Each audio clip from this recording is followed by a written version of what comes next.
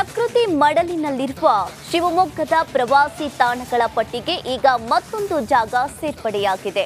ತುಂಗಾ ನದಿ ತೀರವು 80 ಕೋಟಿ ವೆಚ್ಚದಲ್ಲಿ ಅಭಿವೃದ್ಧಿಯಾಗಿದೆ. ಈ ಹೊಸ ಪ್ರವಾಸಿ ತಾಣವನ್ನ ನೋಡಲು ಜನರ ದಂಡೆ ಹರಿದು ಬರ್ತಾ ಇದೆ. ಈ ಕುರಿತು ಕಂಪ್ಲೀಟ್ ಡೀಟೇಲ್ಸ್ ಇಲ್ಲಿದೆ ನೋಡಿ.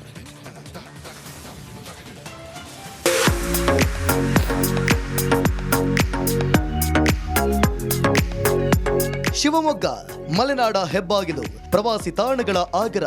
Jog Falls, lion safari, Sakrebailu ಆನೆ ಬಿಡಾರ, ಸಿಗಂದೂರು ದೇವಸ್ಥಾನ, ಕೊಡಚಾದ್ರಿ ಆಗುಂಬೆ ಸೂರ್ಯಾಸ್ತ ಸ್ಥಳ. ಅಬ್ಬಬ್ಬ, ಒಂದ ಎರಡ ಹೀಗೆ ಸಾಲು ಸಾಲು ಪ್ರವಾಸಿ ತಾಣಗಳಿರುವ ಶಿವಮೊಗ್ಗಕ್ಕೆ ಇದೀಗ ಮತ್ತೊಂದು ಪ್ರವಾಸಿ ತಾಣ ಸೇರ್ಪಡೆಯಾಗಿದೆ.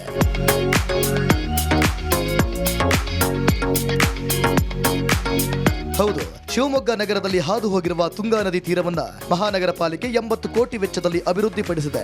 ಸ್ಮಾರ್ಟ್ ಸಿಟಿ ಯೋಜನೆಯಲ್ಲಿ ಗುಜರಾತ್ನ ಸಬರಮತಿ ನದಿ ತೀರದಂತೆ ತುಂಗಾ ನದಿ ತೀರವನ್ನ ಅಭಿವೃದ್ಧಿಗೊಳಿಸಿದೆ. ತುಂಗಾ ನದಿ ತೀರದಲ್ಲಿ 2.8 ಕಿಲೋಮೀಟರ್ ಉದ್ದದ ವಾಕಿಂಗ್ ಪಾತ್ ನಿರ್ಮಿಸಲಾಗಿದೆ.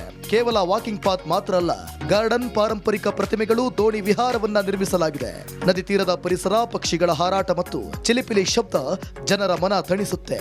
ಈ ತೀರದಲ್ಲಿ ರಿವರ್ ಫ್ರಂಟ್, ಚಿಲ್ಡ್ರನ್ ಸ್ಪೋರ್ಟ್ಸ್, ಬೈಪಾಸ್ನಿಂದ ಬೆಕ್ಕಿನ ಕಲ್ಮಠವರೆಗೂ ಬೈಸಿಕಲ್ನಲ್ಲಿ ಸೈಕ್ಲಿಂಗ್ಗೆ ಅವಕಾಶ ಕಲ್ಪಿಸಲಾಗಿದೆ.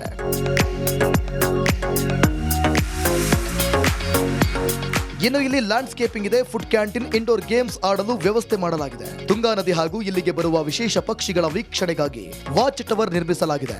ನೀರು ಶೇಖರಣೆ ಮಾಡಿ ಬೋಟಿಂಗ್ಗೆ ಅವಕಾಶ ಕಲ್ಪಿಸಲಾಗಿದೆ. ಸಬರಮತಿ ಫ್ರಂಟ್ ಅಂತ ಏನ್ ಹೇಳ್ತೀವಿ, ಆ ರಿವರ್ ಫ್ರಂಟ್ ಮಾದರಿಯಲ್ಲಿ ಅತ್ಯುತ್ತಮವಾಗಿ ಅಭಿವೃದ್ಧಿಯಾಗಿದೆ.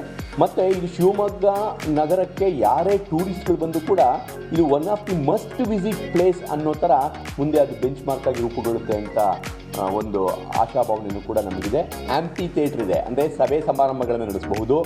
ಅಲ್ಲಿ ಬಯಲು ರಂಗಮಂದಿರ ಇದೆ, ಅಲ್ಲಿ ಮ್ಯೂಸಿಕಲ್ ಫೌಂಟೇನ್ ಇದೆ, ಮಕ್ಕಳ ಆಟ ಆಡುವಂಥ ಜಾಗ ಇದೆ, ವಾಕಿಂಗ್ ಪಾತ್ ಇದೆ, ಸಭೆ ಸಮಾರಂಭಗಳ ಮಾಡಲಿಕ್ಕೆ ಜಾಗ ಇದೆ, ಬಯೋಡೈವರ್ಸಿಟಿ, ಜೀವ ವೈವಿಧ್ಯತೆ ಬಗ್ಗೆ ತಿಳಿ ಹೇಳುವಂಥ ಮಾಡೆಲ್ಗಳಿವೆ.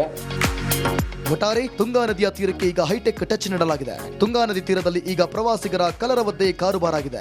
ಆದರೆ ಪ್ರವಾಸೋದ್ಯಮದ ಹೆಸರಲ್ಲಿ ತುಂಗಾ ನದಿ ಮಲಿನ ಆಗದಿರಲಿ ಅನ್ನೋದೇ ನಮ್ಮ ಕಳಕಳಿ.